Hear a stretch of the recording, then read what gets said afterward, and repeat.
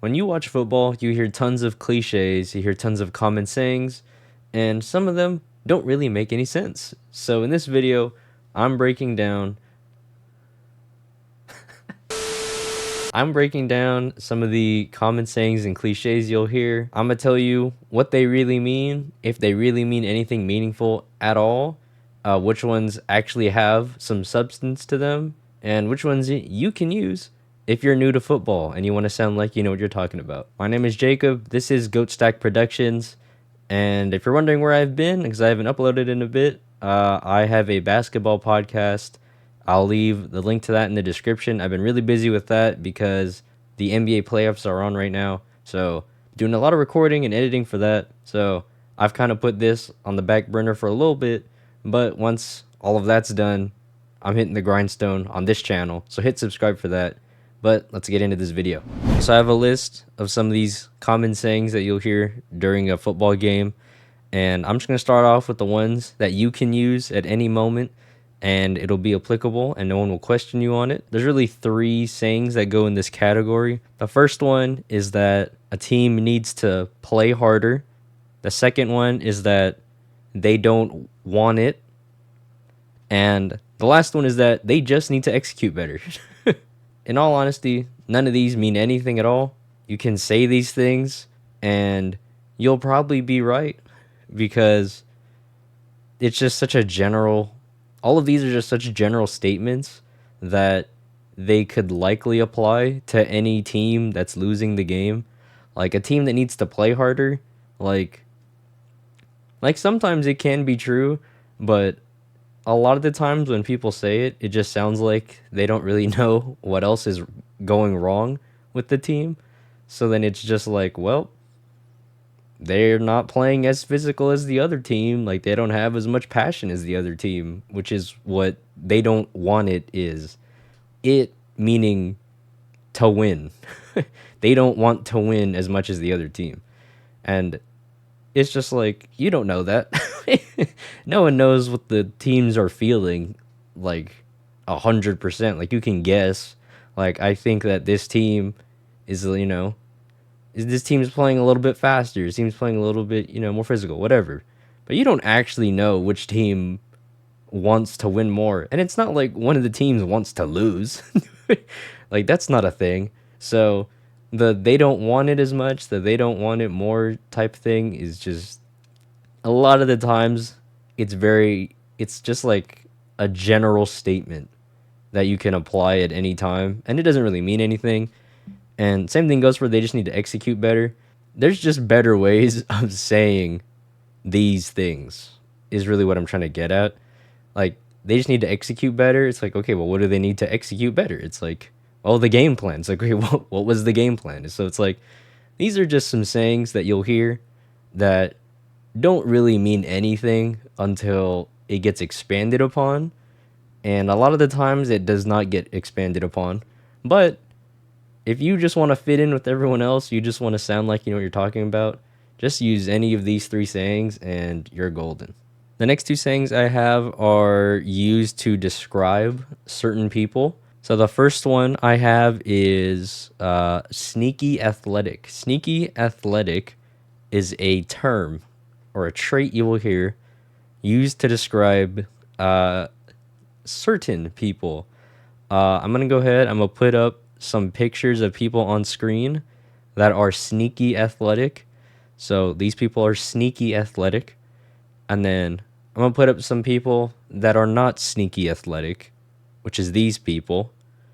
They would not be described as sneaky athletic. Now, I'm sure you can figure out why one is sneaky athletic and why one is not. But, just to clarify, like this napkin would be sneaky athletic. This wallet, ignore what's on it. I bought it in high school. It was $4. That would not be sneaky athletic. I'm sure you can figure out what this means. Here's the truth. No one is sneakily athletic.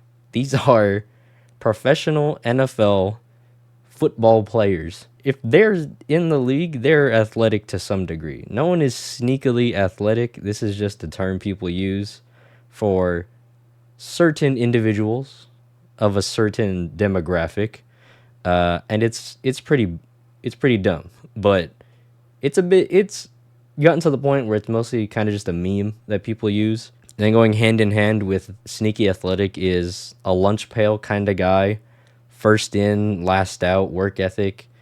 Used a lot for these sneaky athletic guys.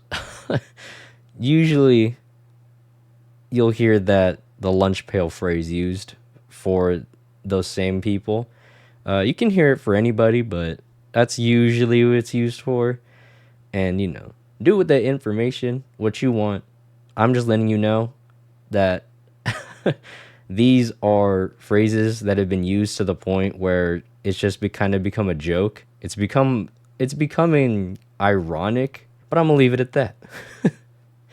Moving on, bend but don't break defense. This is a saying that essentially means that a defense, they might give up, you know, 70 yards of offense in one drive, and then the offense is, on the 10-yard line or whatever, but the defense is bending like I don't know, what is it reference? I actually don't know what this is referencing.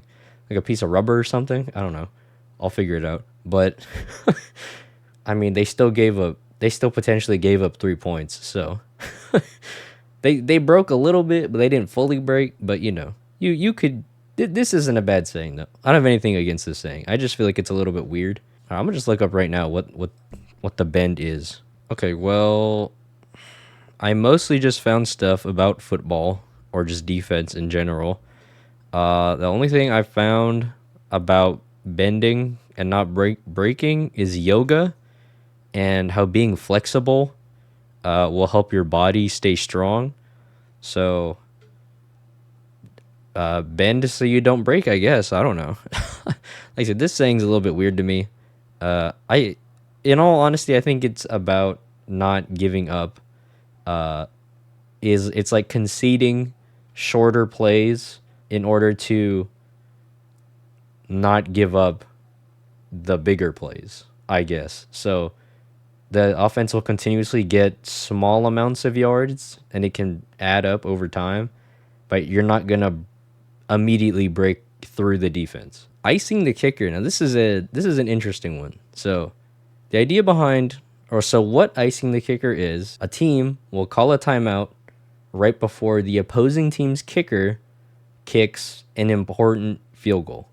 So, if the kicker on one team is lining up to kick a field goal to win the game, the opposing team will call a timeout, pretty much just making the kicker think about the kick more.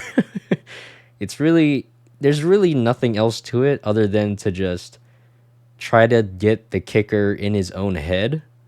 And sometimes it works, sometimes it doesn't work. So, like I said, this is entirely a psychological play.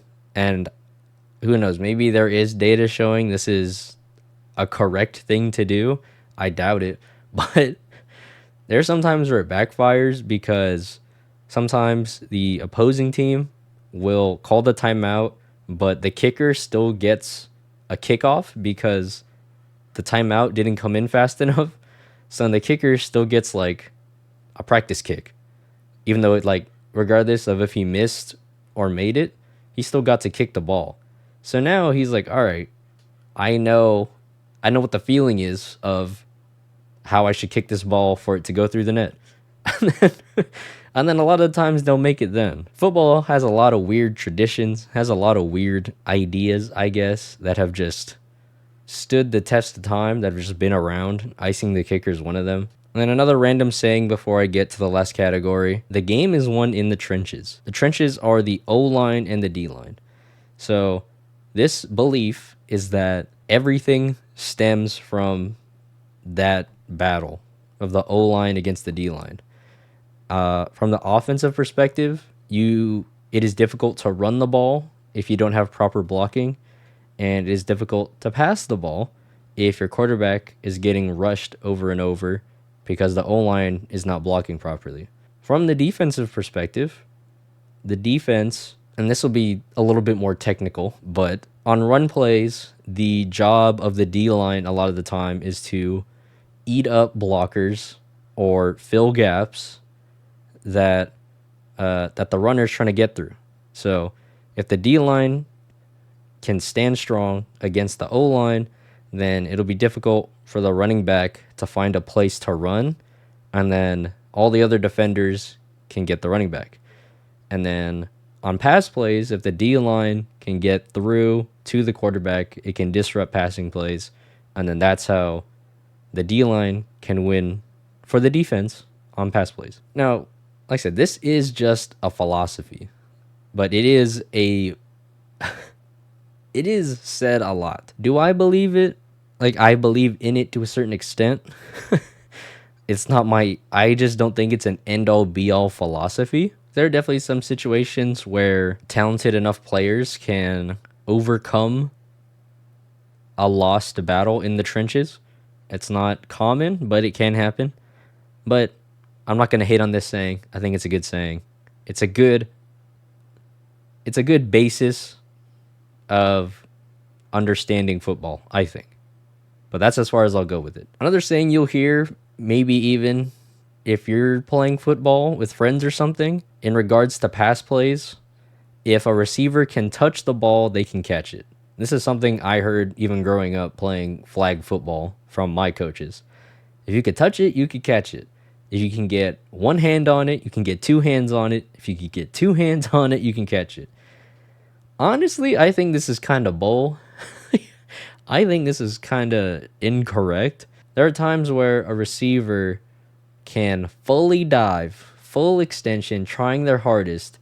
They touch the ball with just their fingertips, just the fingertips, and they can't bring the ball in. It's like they could touch it, and they really tried. They dove for it. They did everything they could, and they couldn't catch it. But that's not their fault. Like if the receiver is doing that much to catch the ball, then that means the ball wasn't thrown perfectly. And I just feel like there should be some leniency, because not every situation is built the same. Now there's obviously some times where, they do get their hands on the ball and then they don't catch it, and it's like, okay, they touched it. Or if it's like, they're a little bit out of position, is what I mean. Maybe the ball was thrown a little bit back here, or it's like up there or something. And then, if they touch it, they could have caught it. But even though they could have caught it, I'm not going to say it's their fault they didn't catch it. So, to me, I don't really like this saying, because it kind of just puts all the blame on the receiver, even though that might not be the case. If they drop it, they drop it. And, obviously that's their fault. But this saying just makes it sound like if the quarterback throws it just in their vicinity somewhere, then it can't be their fault and the receiver should always catch it. I don't think that's true. But to stick with receivers, and this is the last one I have, there's some variations of it, but for those receivers that cannot catch the ball, they will be labeled one of the three, or all three, who knows. They'll be labeled butterfingers, brick hands, or stone hands. Those last two are pretty much the same. But butterfingers is when a receiver's trying to catch the ball and the ball slips through their hands. Like they can try to catch it like this. The ball will just go right through the middle. It'll just floop, go out. That's butterfingers. If that happens a lot to a receiver, they will get called butterfingers for obvious reasons. Butter, slippery, butter on your hands, and there you go. So that's butterfingers. Brick hands and stone hands is the opposite. They still don't catch the ball, but it's for a different reason. So brick hands / stone hands, so, they go for the catch. The ball will just hit them in the hands, and then it'll fall off. Like it's like the ball just bounces off of their hands, and they don't catch it. So it's like their hands are just hard as hell, and it's like they don't have soft enough hands to actually cushion the ball coming in. So then the ball just boop, brick hands. And some receivers or, you know, even running backs, whoever's catching the ball.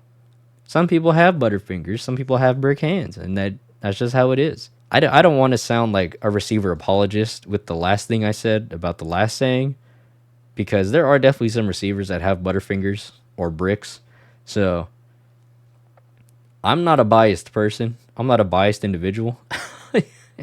I'm just letting you, well, you know, unfairly biased. Like I try to give credit where credit's due, and then I place blame where blame is due. That's all. Not every catch in a receiver's vicinity should be caught, but not every receiver is free from blame if they don't catch the ball. So that was the last cliche I had for y'all. I hope y'all enjoyed. Hope y'all learned something. If you want more football content, I will be doing team previews soon. I'm waiting for some trades to possibly happen. But in the meantime, hit subscribe, hit like, leave a comment, tell me what you thought. Tell me if there's any cliches I missed that you think would be worth talking about. Check out my other channels. Like I said, got a basketball podcast that I'm going crazy on right now. I have my main channel that I upload whenever I feel like talking about something unrelated to sports. Yeah, thank you so much for watching. Hope you'll be seeing more of me soon. I am Jacob. This is Goat Stack Productions, and I will talk to y'all soon. Peace out.